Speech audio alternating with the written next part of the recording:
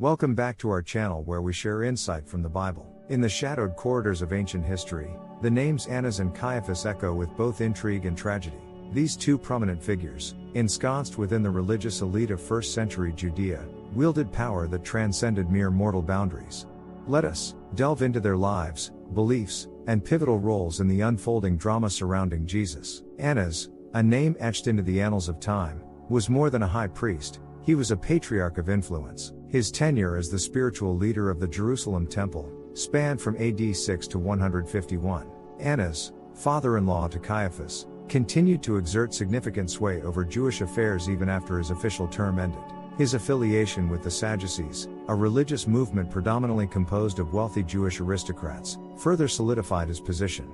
The Sadducees, unlike their Pharisaic counterparts, adhered strictly to the written Torah, the first 5 books of Moses, as their sole authority on matters of faith and life. They rejected the notion of oral tradition carrying equal weight to Scripture. Annas embodied this theological stance, emphasizing ritual purity as prescribed by Moses. His opulent home in Jerusalem, unearthed by modern archaeologists, attests to the wealth that permeated his life. Joseph Caiaphas, son-in-law to Annas, stepped into the role of high priest during Jesus' earthly ministry.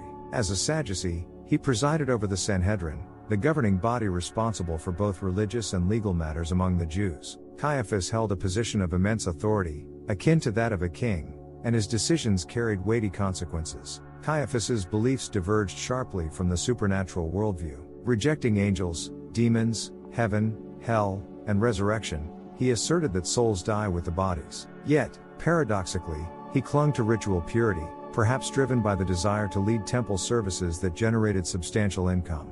His role in the trial of Jesus would forever intertwine his name with the fate of the Messiah. The paths of Annas and Caiaphas converged dramatically during Jesus' final days. When Jesus faced arrest, he was first led to Annas, who wielded considerable influence behind the scenes. Subsequently, Caiaphas played a pivotal role in orchestrating the trial that would culminate in Jesus' crucifixion. Their actions, driven by political maneuvering, religious favor, or perhaps fear, sealed the fate of the one who challenged the status quo and claimed divine authority. In the dark tapestry of history, Annas and Caiaphas remain enigmatic figures, both tragic and powerful. Their legacy reverberates through time, forever entwined with the crucifixion and resurrection of Jesus, shaping the course of Christianity and human spirituality. Their names echo across millennia, a reminder that even the most influential lives are woven into the grand narrative of redemption and sacrifice. Let's delve further into the lives of Annas and Caiaphas, exploring their roles as high priests and power players during a tumultuous period in Judean history. Caiaphas, the high priest during Jesus' trial, was a pragmatic leader. His beliefs diverged sharply from the supernatural worldview. Caiaphas presided over the Sanhedrin, the governing body responsible for both religious and legal matters among the Jews. When faced with the volatile situation surrounding Jesus, Caiaphas made a calculated choice. Sacrificing one man, Jesus, would prevent political upheaval and maintain favor with the Roman authorities. Like, comment and subscribe for more videos like this. When Jesus faced arrest, he was first led to Annas, who wielded considerable influence behind the scenes. Subsequently, Caiaphas orchestrated the trial that would culminate in Jesus' crucifixion. Annas, a name echoing through the corridors of history, held considerable authority. As a former high priest from AD 6 to 15, he continued to exert significant influence over Jewish affairs. His connections ran deep, and his role extended beyond mere religious office. Annas was a shrewd operator, navigating the intricate web of politics and power in 1st century Judea. Caiaphas, a Sadducee and the high priest during Jesus' ministry, presided over the Sanhedrin, the governing body responsible for both religious and legal matters among the Jews. His appointment, along with that of his father-in-law Annas, came through Roman governors. Caiaphas faced a delicate balance, maintaining Roman favor while dealing with the volatile situation surrounding Jesus. It was Caiaphas who orchestrated the trial. In a moment etched in infamy, he declared that it was better for one man to die for the people. John 18:12-27. This calculated decision set in motion the tragic events that would culminate in Jesus' crucifixion. Annas, a prominent figure in Jewish religious affairs, held significant influence during Jesus' time. Despite being officially replaced by Caiaphas, Annas continued to wield considerable power and maintained connections with the Roman authorities. Annas and Caiaphas may have sympathized with the Sadducees, a religious movement among the wealthy Jewish elite. When Jesus was arrested, he was first brought before Annas for questioning before being taken to Caiaphas. Caiaphas, the official high priest during Jesus' ministry, presided over the Sanhedrin. He played a central role in the plot to kill Jesus, as depicted in the Gospels of Matthew, Luke, and John. In the Gospel of John, Caiaphas seems to utter a prophecy about Jesus' death and its salvific effects. Jesus should die for that nation, and not for that nation only, but also to gather together the children of God scattered abroad. John 11:51-52.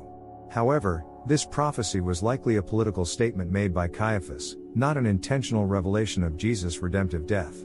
Caiaphas calculated that it would be better for one man, Jesus, to die than for the whole nation to be destroyed by Roman intervention. Annas and Caiaphas, driven by their own motives, unwittingly set in motion the events that led to Jesus' crucifixion. Their decisions reverberated through history, shaping the Christian faith. The crucifixion, followed by Jesus' resurrection, became the central tenet of Christianity, a paradoxical symbol of Annas, once a powerful high priest, saw his influence wane as the temple faced impending destruction. His connections with the Roman authorities couldn't save him from the tide of history. Some accounts suggest that Annas died in poverty and obscurity, a stark contrast to his former prominence. Perhaps his involvement in Jesus' trial haunted him until the end, a weight he couldn't shake off. Sacrifice, redemption, and hope. Caiaphas, too, met a miserable fate. As the official high priest during Jesus' ministry, he played a central role in orchestrating Jesus' crucifixion.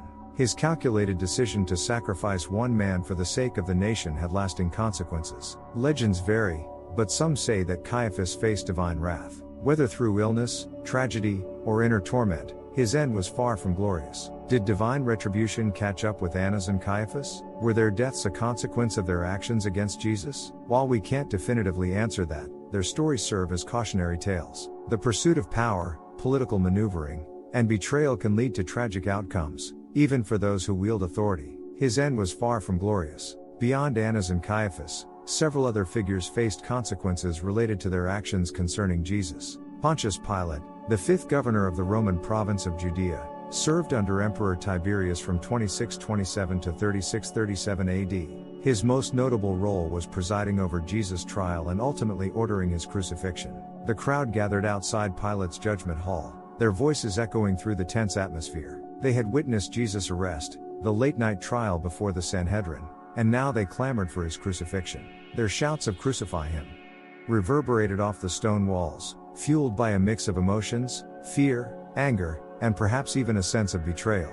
Pilate, the Roman governor, stood on the elevated platform, torn between his duty to maintain order and his own sense of justice. He had perceived that the chief priests were motivated by envy when they handed Jesus over. Yet, the crowd's insistence weighed heavily on him. How could he satisfy both the people and his conscience? In an attempt to appease them, Pilate offered an alternative: the prisoner release program. Each year during the Passover, he would release one prisoner as a goodwill gesture to quell potential unrest. This time, the choice was between Jesus and Barabbas, a notorious rebel and murderer. The crowd, stirred up by the chief priests, demanded Barabbas' release instead.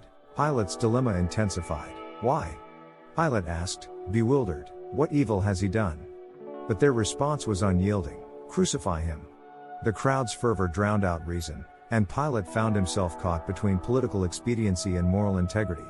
In the end, he chose to satisfy the crowd, releasing Barabbas and condemning Jesus to be scourged and crucified. Despite washing his hands of responsibility, Pilate's decision haunted him. Some accounts suggest he faced political setbacks and internal turmoil afterward. His legacy remains controversial due to his involvement in Jesus' death. Judas Iscariot, one of Jesus' disciples, infamously betrayed him for 30 pieces of silver. Consumed by guilt, Judas later hanged himself. His actions became synonymous with treachery and betrayal. The gospel narratives depict Judas as a tragic figure, forever linked to Jesus' crucifixion. The crowd that demanded Jesus' crucifixion played a collective role in his death. Although not individual figures, their rejection of Jesus had far-reaching consequences. Their cries of "Crucify him!" reverberated through history, shaping the events leading to the crucifixion. Simon Peter, also known as Saint Peter, was one of the 12 apostles of Jesus Christ. Amidst the chaos, Simon Peter lingered in the shadows. Just hours earlier, he had vehemently declared his loyalty to Jesus, promising never to deny him. But fear had a way of unraveling even the strongest convictions. As Jesus faced trial, Peter stood by the fire in the courtyard, warming his hands and trying to blend in with the crowd. 3 times they questioned him, "Aren't you one of his disciples?" And 3 times, fear choked his voice as he denied any association with Jesus. The rooster crowed, and Peter's heart shattered. He had failed the very one he loved and followed. Yet, Peter's story didn't end there. After Jesus' resurrection, they met by the Sea of Galilee. Jesus asked Peter 3 times, "Do you love me?" Each time, Peter affirmed his love, and Jesus entrusted him with a profound task: feed my sheep. Peter, the denier, became Peter, the shepherd of Christ's flock. His journey from denial to redemption exemplified the transformative power of grace and forgiveness. After Jesus' resurrection, Peter became a central figure in early Christianity. His journey from denial to redemption exemplifies the transformative power of faith. Joseph of Arimathea, a secret disciple of Jesus, requested his body after the crucifixion. His courageous act of providing a tomb allowed for the resurrection narrative to unfold.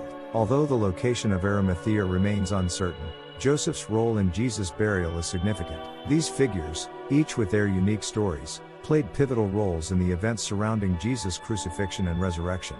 Their actions continue to resonate through religious and historical narratives. The crowd's cries and Peter's denial intersected in the unfolding drama of Jesus' crucifixion.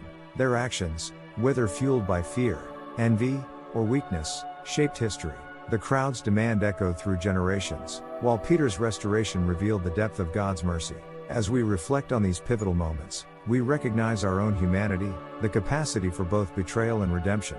The crowd's voices still resonate, challenging us to examine our motives and stand for justice. And Peter's story reminds us that even in our brokenness, grace awaits, offering a path from denial to restoration.